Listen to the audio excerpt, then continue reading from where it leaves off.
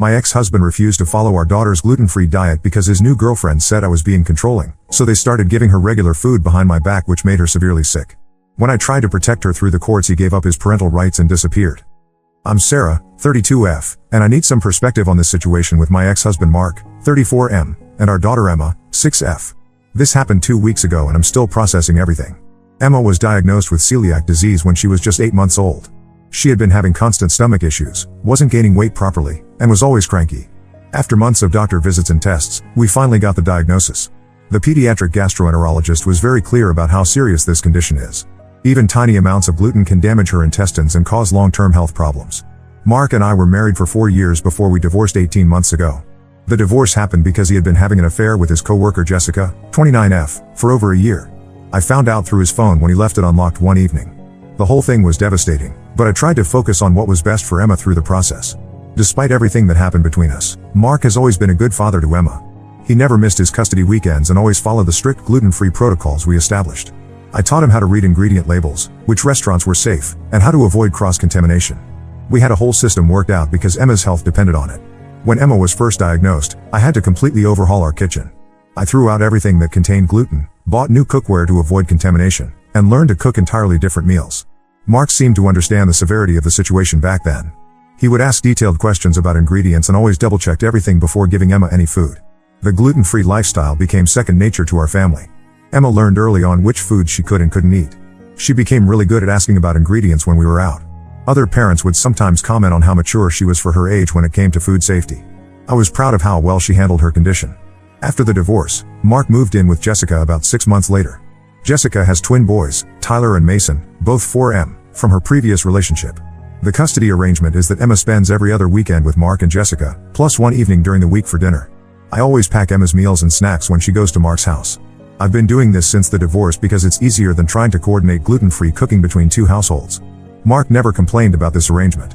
In fact, he seemed relieved that he didn't have to worry about accidentally feeding Emma something that would make her sick.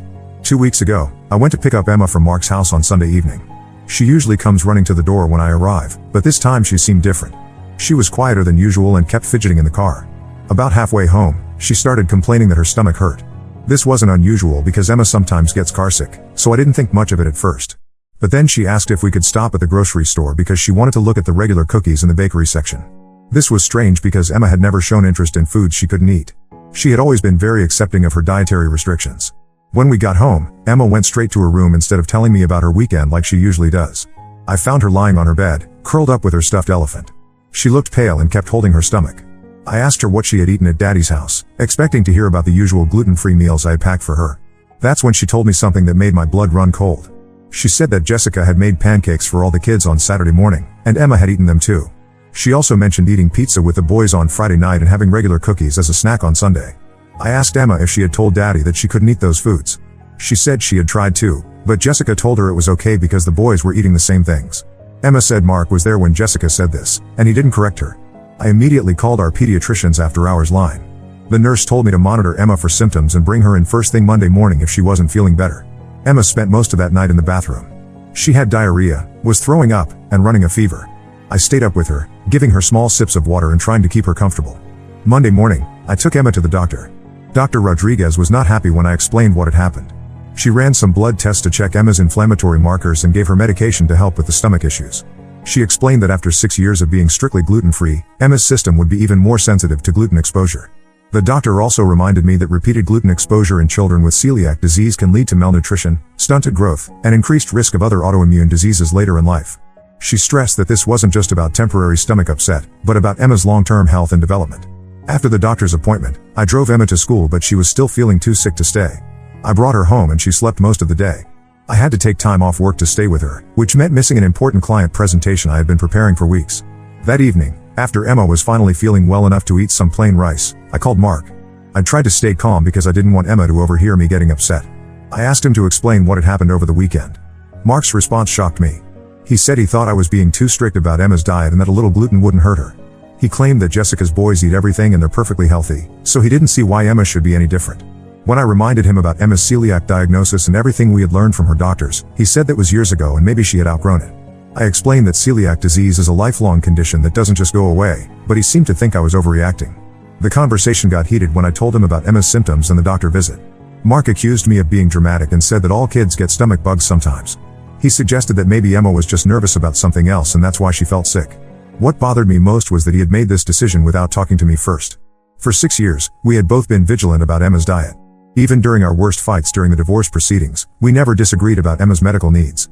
I couldn't understand why he would suddenly decide to ignore her doctor's orders. Mark also revealed that this wasn't the first time Emma had eaten gluten at his house. He said they had been gradually introducing regular foods over the past month to see how she would react. He claimed he was doing it slowly and carefully, but admitted he hadn't told me because he knew I would stop him. I asked to speak with Jessica, thinking maybe there had been some miscommunication about Emma's dietary needs. When Jessica got on the phone, she said she thought I was being overprotective and that Emma seemed fine eating the same foods as her boys. She mentioned that her ex-husband used food restrictions to control her during their marriage, and she didn't want to see the same thing happening to Emma. The phone call ended with Mark saying that he has equal custody rights and can make decisions about Emma's care during his parenting time. He hung up before I could respond. I spent the next few days researching my legal options. I contacted my divorce attorney to ask about modifying our custody agreement to include specific language about Emma's medical dietary needs. The attorney said it would be possible but would require going back to court and could be expensive. Emma missed 3 days of school because of her reaction to the gluten exposure. When she finally felt well enough to return, her teacher commented that she seemed tired and less focused than usual. Emma's stomach issues continued on and off for over a week. The whole situation has me questioning everything about our co-parenting arrangement. I thought Mark and I had found a way to work together despite our personal issues, but now I don't know if I can trust him to keep Emma safe during his custody time. I've been packing even more detailed instructions with Emma's meals now, including information about cross-contamination and emergency procedures if she accidentally eats gluten. But I'm worried that if Mark has decided to ignore Emma's medical needs, my instructions won't matter. Emma hasn't said much about what happened, but I can tell she's confused about why the foods that made her sick are okay for other kids to eat. She started asking more questions about her condition and seems less confident about her dietary choices when we're out in public. I'm torn between wanting to protect Emma's health and not wanting to create more conflict that might affect her relationship with her father. But after seeing how sick she got from just one weekend of gluten exposure, I don't think I can ignore this issue. So I need advice. Am I overreacting to this situation? Should I pursue legal action to modify our custody agreement, or is there another way to handle this? I feel like I'm caught between protecting my daughter's health and trying to maintain some kind of co-parenting relationship with Mark. Update 1: Things have gotten much more complicated since my original post. I want to thank everyone who responded with advice and support. I took many of your suggestions to heart, especially about documenting everything and prioritizing Emma's health above all else. The week after I made my first post, I sent Mark a certified letter outlining Emma's medical history, including copies of all her test results and doctor's notes from over the years. I also included a letter from Dr. Rodriguez explaining the serious long-term consequences of gluten exposure for someone with celiac disease. I thought maybe if Mark saw the medical evidence in writing, he would understand why this isn't something we can compromise on. Mark's response was not what I expected. Instead of acknowledging the medical information, he accused me of trying to manipulate him and use Emma's condition to control his parenting choices.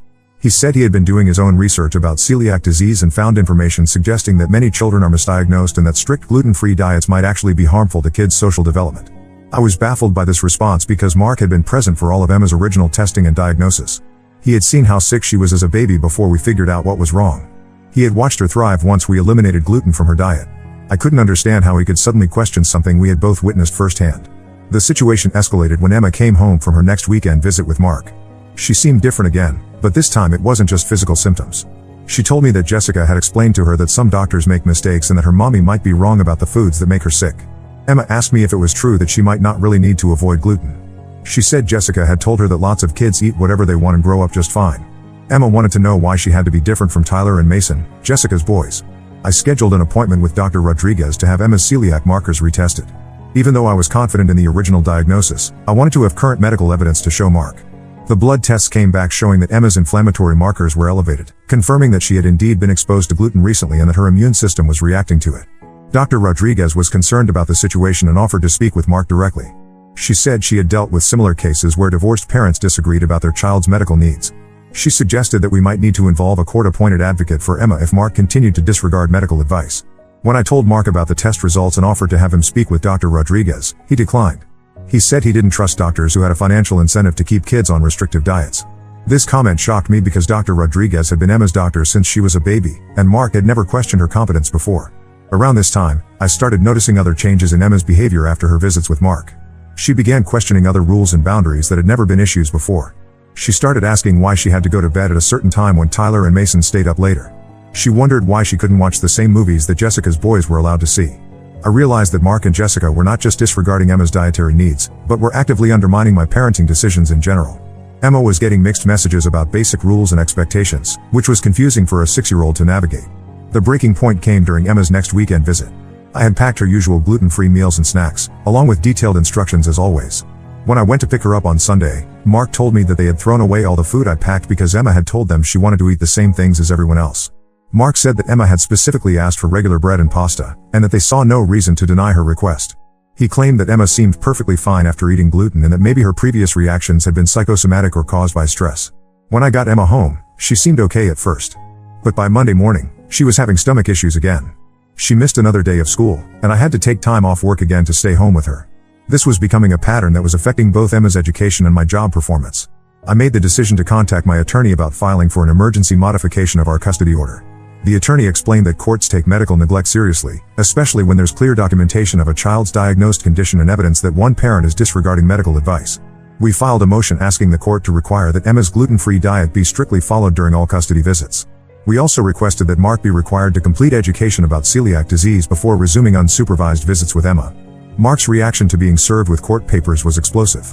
He called me repeatedly, accusing me of trying to turn Emma against him and using her medical condition as a weapon in our divorce battle. He said I was being vindictive and trying to punish him for moving on with Jessica. The most disturbing part of his response was when he suggested that maybe Emma didn't actually have celiac disease at all. He claimed that I had convinced myself she was sick because I needed to feel important as her mother. He said that Jessica had helped him see that I was probably suffering from some kind of disorder that made me want to keep Emma sick and dependent on me.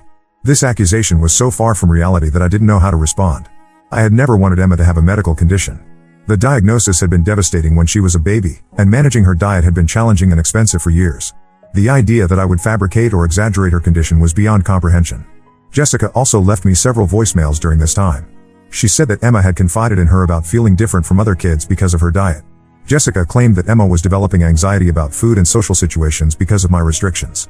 She suggested that I was damaging Emma's psychological development by making her feel like she was sick and fragile. These messages were particularly painful because I had always worked hard to help Emma feel normal despite her dietary needs. I had taught her to advocate for herself, found ways for her to participate in birthday parties and school events, and tried to make gluten-free eating feel natural rather than restrictive. The court hearing was scheduled for 2 weeks later. In the meantime, Mark's visitation continued, but I insisted on staying nearby during his custody time in case Emma had another reaction to gluten exposure. This arrangement was awkward and tense, but I felt I had no choice given the pattern of Emma getting sick after visits.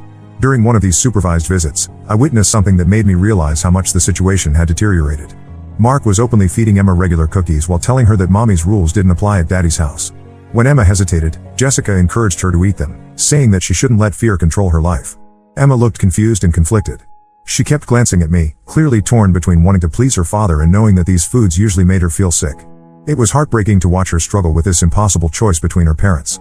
That evening, Emma asked me why Daddy and Jessica said different things about her food than I did. She wanted to know who was telling the truth and why grown-ups couldn't agree about something so important. I tried to explain the situation in age-appropriate terms, but I could see that she was stressed and confused by the conflicting messages.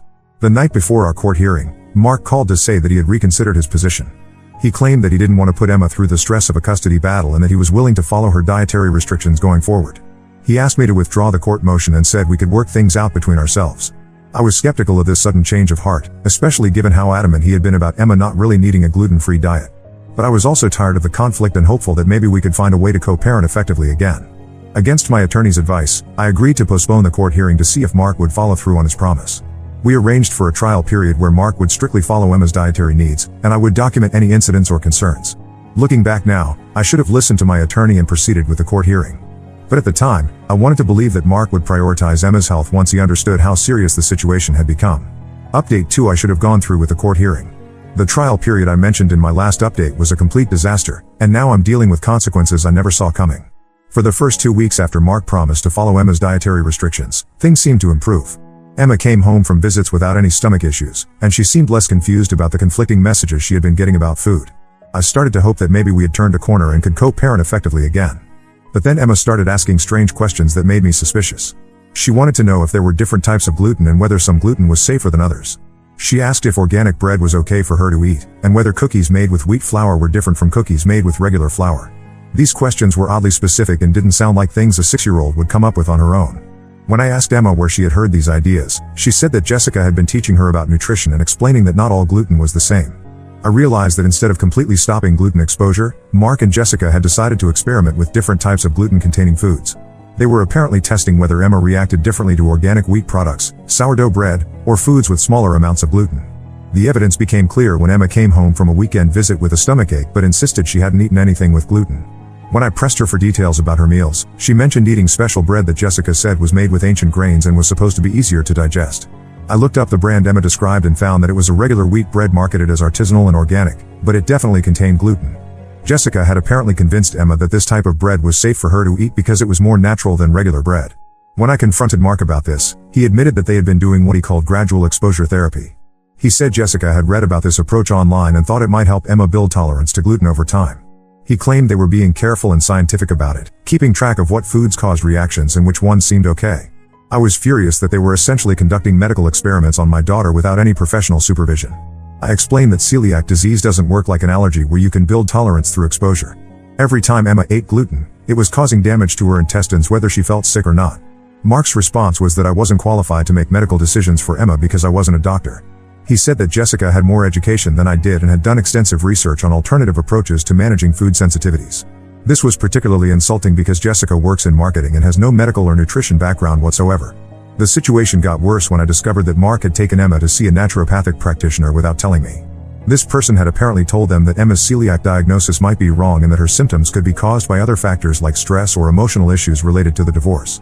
The naturopath had recommended a special supplement program and suggested that Emma's gluten sensitivity might resolve itself if her overall health and emotional state improved.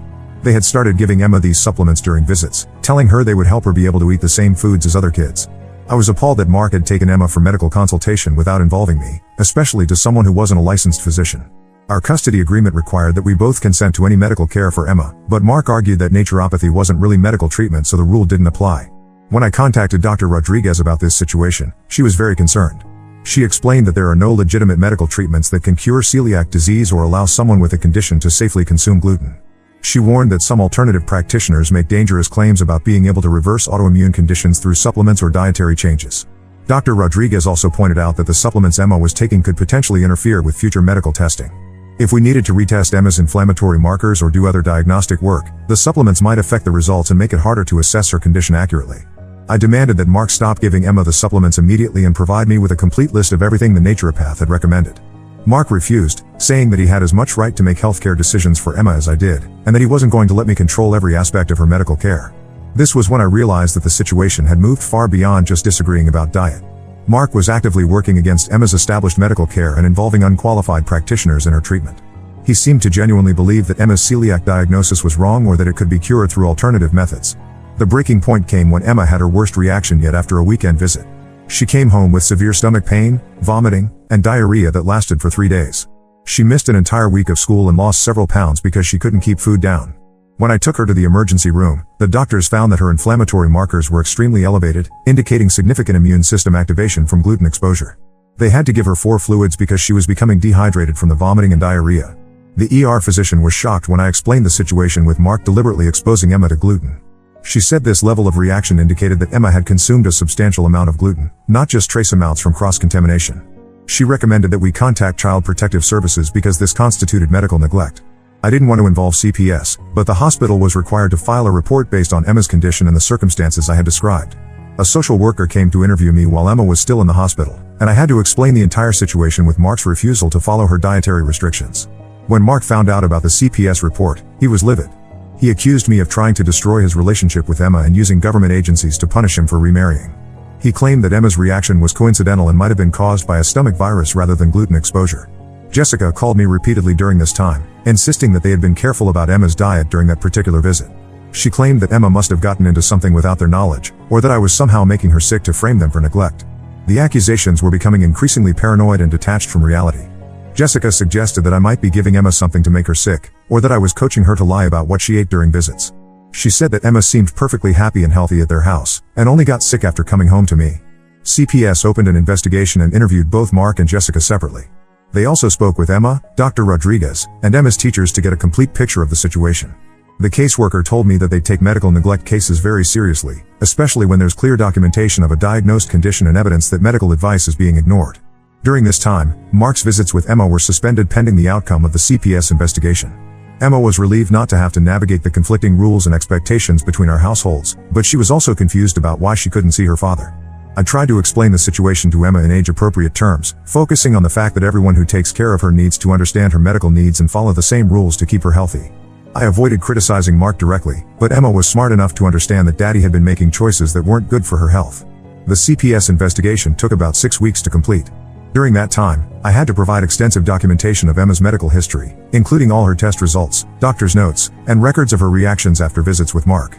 I also had to document the supplements he had been giving her and the involvement of the naturopathic practitioner.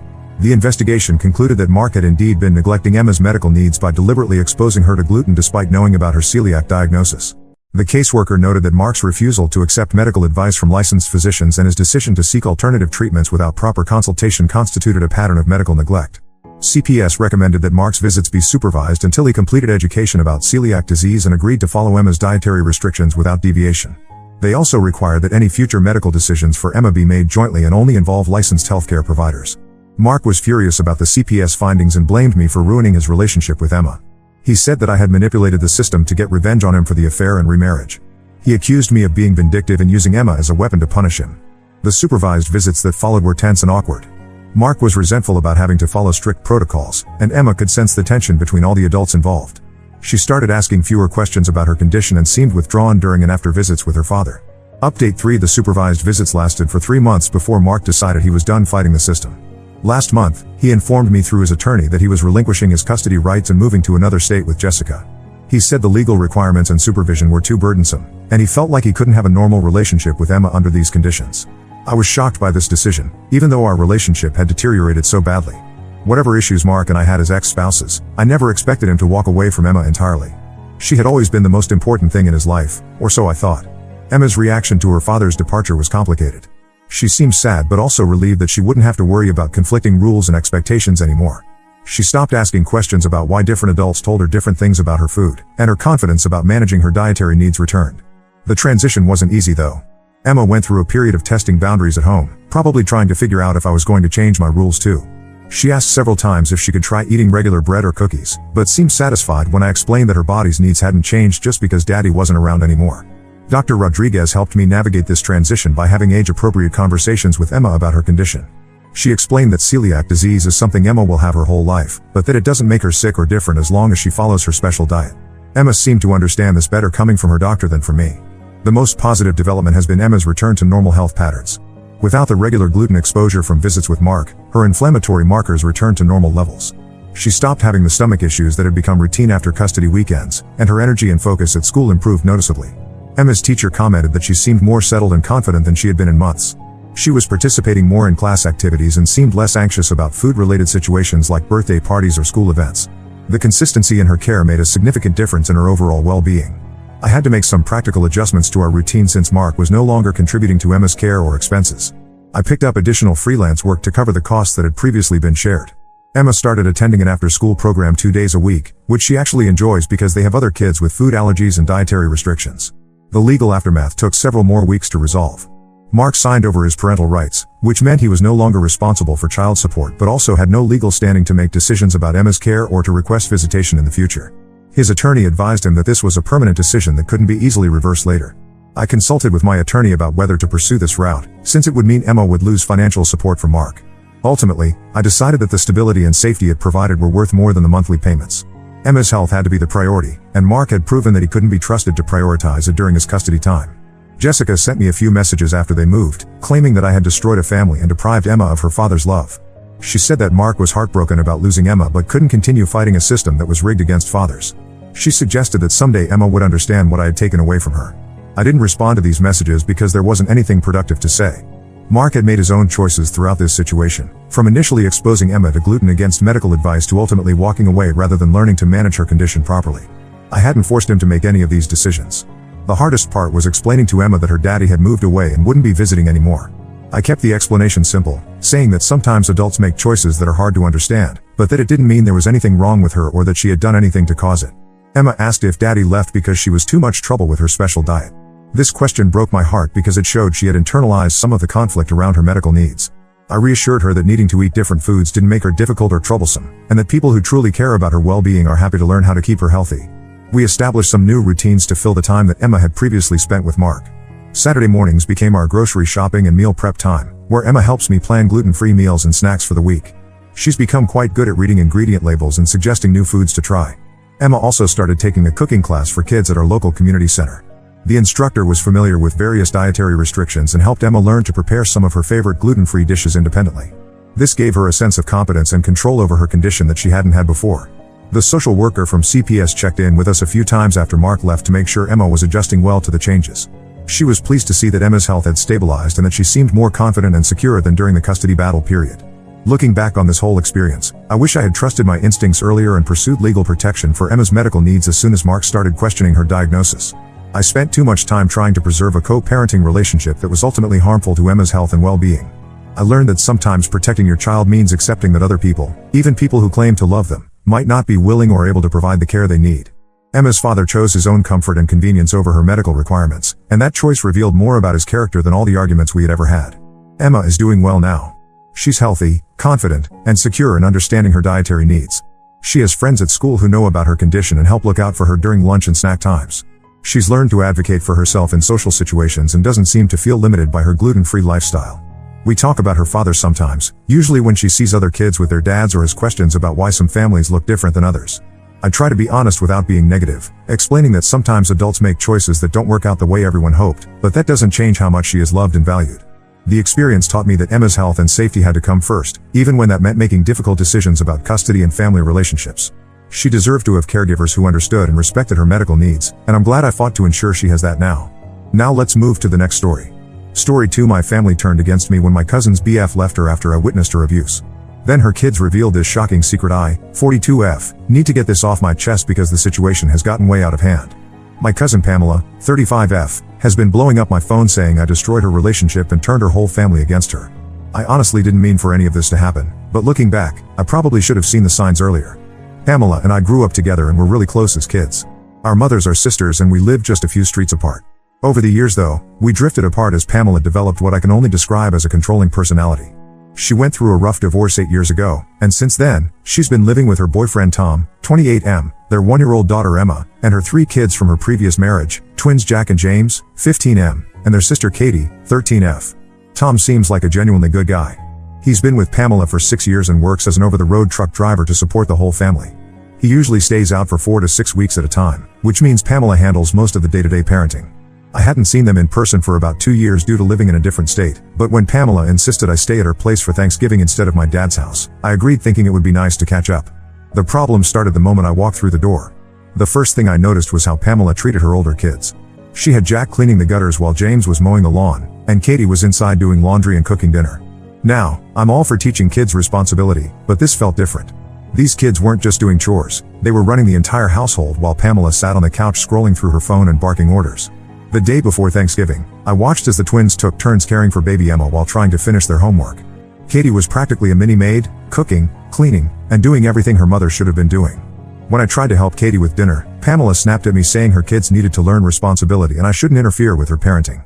Thanksgiving Day itself went smoothly mainly because Tom was home and took charge of most things. The kids seemed more relaxed with him around, and even Pamela was less demanding.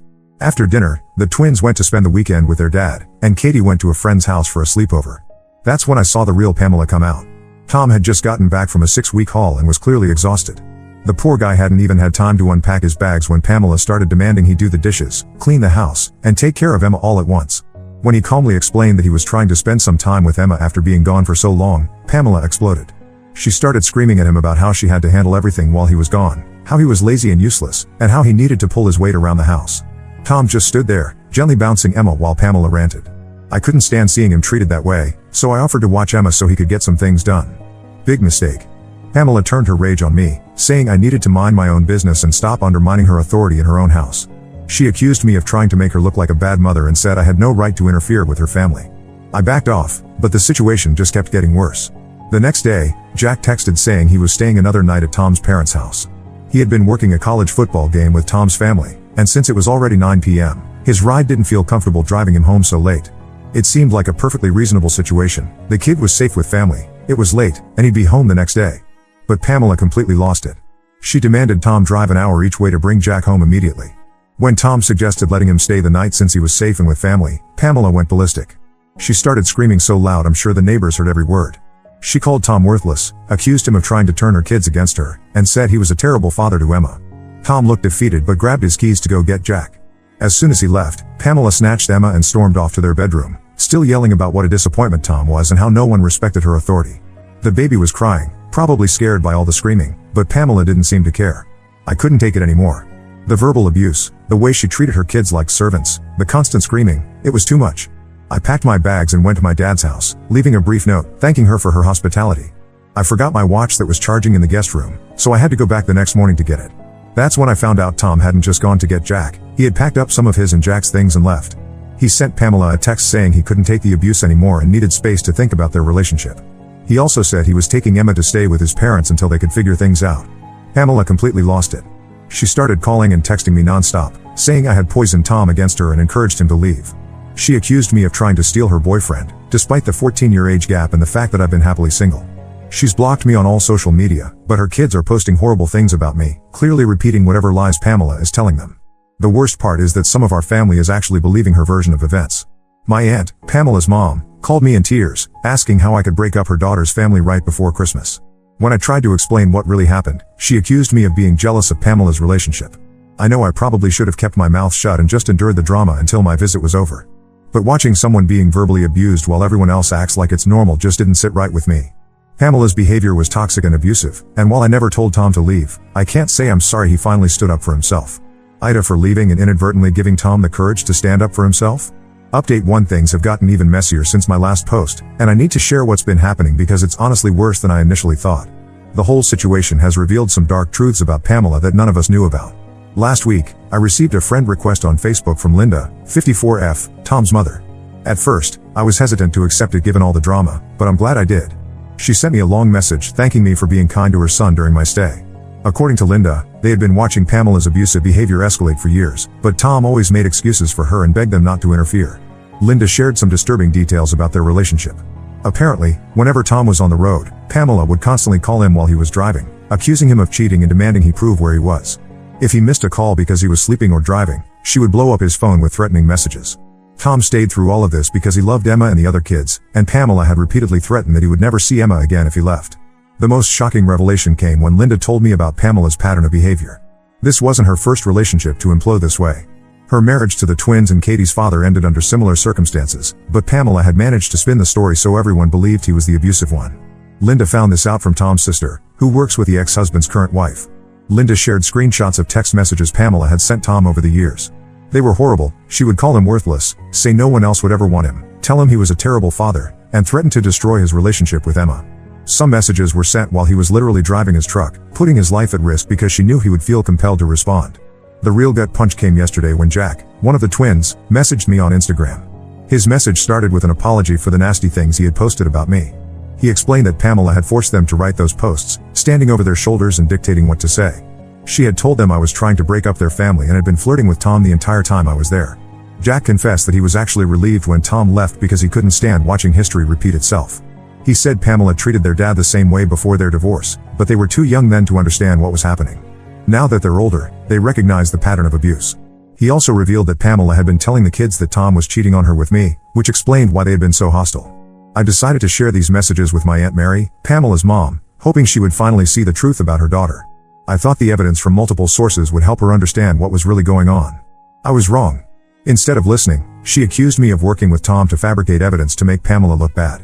She said I was just jealous because Pamela had managed to find a younger, hard-working man while I was still single at my age. The irony of her not realizing this exactly proved I wasn't interested in Tom completely escaped her. Somehow Pamela found out about my conversations with Linda and Jack. She showed up at my office yesterday, screaming about how I was conspiring with her enemies to destroy her life. She caused such a scene that security had to escort her out. Now she's threatening to sue me for defamation, claiming I'm spreading lies about her to destroy her reputation and take her children away. The kids are caught in the middle of all this chaos. The twins are barely speaking to Pamela now, especially after she tried to confiscate their phones to prevent them from contacting Tom or their dad. Katie, the younger sister, is still completely under Pamela's influence, repeating her mom's version of events to anyone who will listen. Tom is trying to get partial custody of Emma, but Pamela is making it as difficult as possible, missing scheduled handoffs and making false allegations about his parenting. This morning, I got a call from my cousin Mike, Pamela's brother, telling me I need to fix this situation because Pamela has been calling their parents multiple times a day, crying about how I destroyed her life. He suggested I should just apologize to keep the peace, even if I didn't mean it. When I refused, he called me selfish and said I was tearing the family apart. I honestly don't know what to do anymore. Part of me wants to show everyone the evidence I have of Pamela's behavior, but I'm worried that would only make things worse for the kids. They're already dealing with enough trauma without their mom's abusive behavior being exposed to the entire family. At the same time, I'm tired of being painted as the villain in this story when all I did was refuse to ignore abuse. Tom's lawyer advised him not to have any direct contact with me until after the custody hearings, which I completely understand. But through Linda, I know he's doing better now that he's away from Pamela's influence. He's taken a local route so he can be more present for Emma, and he's working with his lawyer to document all of Pamela's past abuse. The whole situation is just getting worse by the day, and I have a feeling this is just the beginning of a very ugly battle. Update 2: I never expected this story to take such a dark turn. What happened last week has changed everything, and the truth about Pamela is finally coming out in ways none of us anticipated. James, one of the twins, finally broke down and told their dad Greg everything that had been happening in Pamela's house. Not just the verbal abuse we all witnessed, but years of neglect and manipulation that none of us knew about. He revealed how Pamela would regularly leave baby Emma with the teenagers for days at a time while she went out partying, claiming she needed mental health breaks. The kids were afraid to say anything because Pamela threatened to send them to a boarding school in another state if they ever told anyone about what happened at home. The twins and Katie had been covering for their mom for years.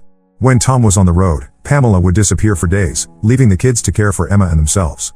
They used their allowance and money from their part-time jobs to buy groceries because Pamela spent all the household money Tom sent on gambling.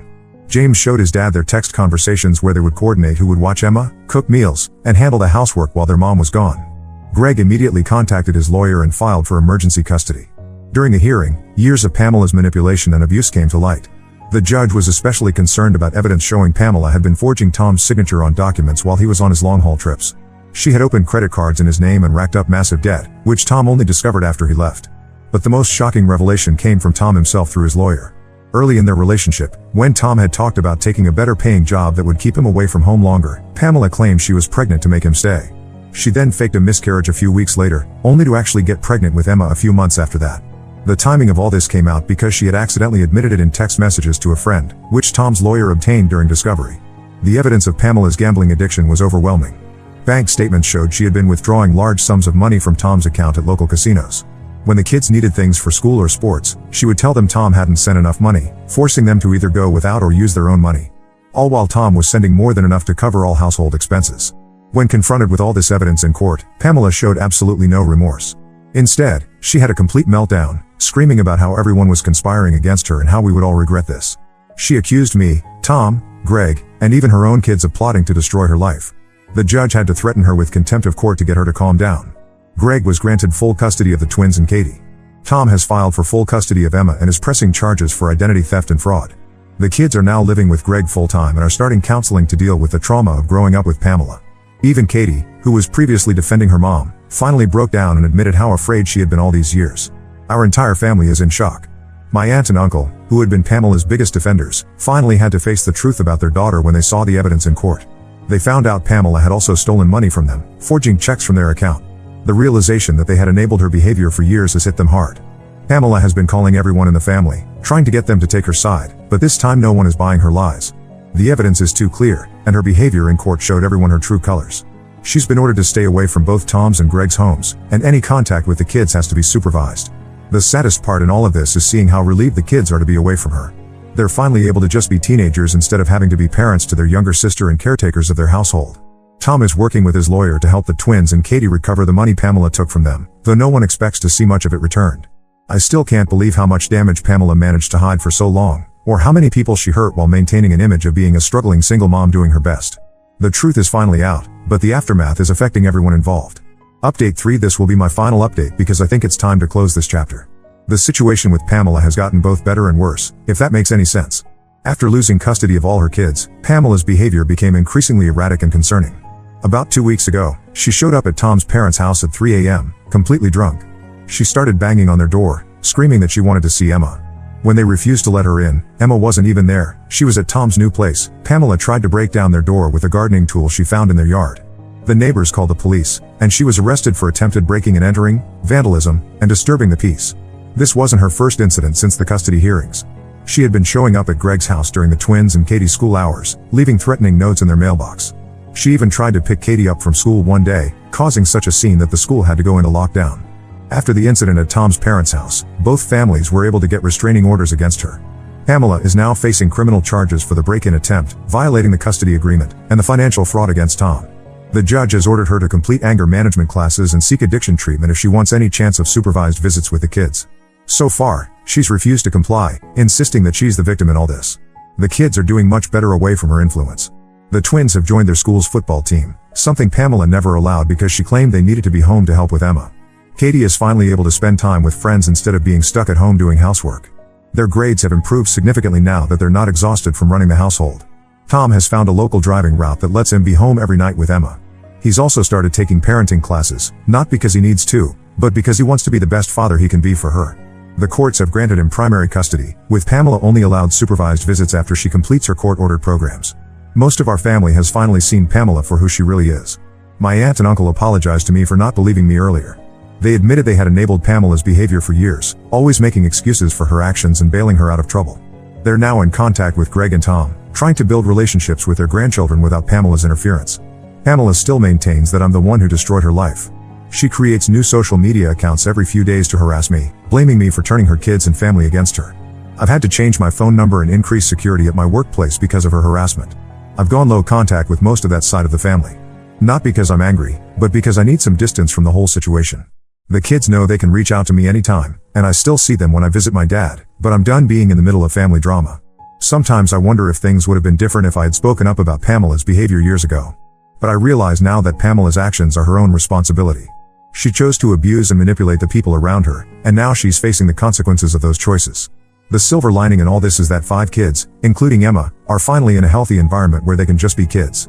Sometimes the best thing you can do is step back and let toxic people face the consequences of their own actions.